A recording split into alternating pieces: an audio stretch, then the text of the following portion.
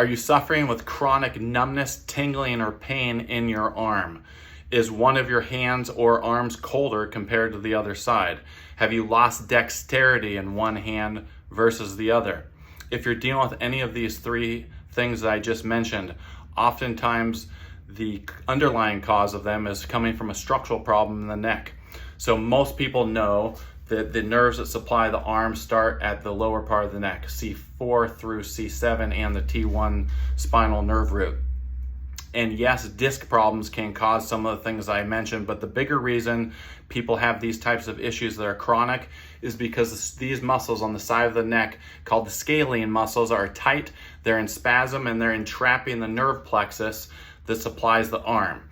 So you might ask, well, what can I do about tight scalene muscles? You could get a massage, you could get acupuncture, and some of those things do help. Or you can ask the question, why are my scalene muscles chronically tight in the first place? And one of the major reasons they're tight is if you look at the side of the neck, a normal neck curve has a C shape in it like this.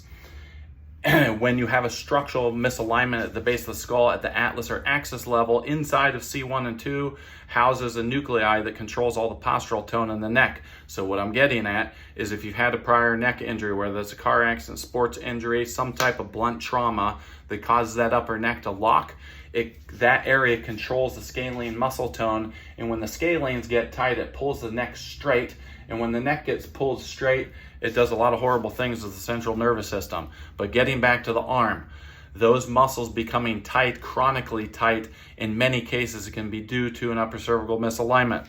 So if you're dealing with these problems, get on Google, find an upper cervical chiropractor near you. These are doctors that are specially trained in the upper cervical spine.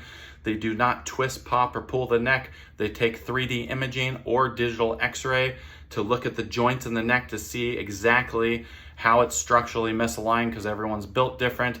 And then once they know, they know how the segment's out of position, a very precise force is made into the segment to get it back in its normal range of motion, with the end goal being it staying in position, healing up, and the structure of the body returning back to its normal structure. The muscles are out of balance and chronically tight to return back to normal. And of course, this is a process, but many people who suffer with the things that I just mentioned are suffering because of this upper cervical spine.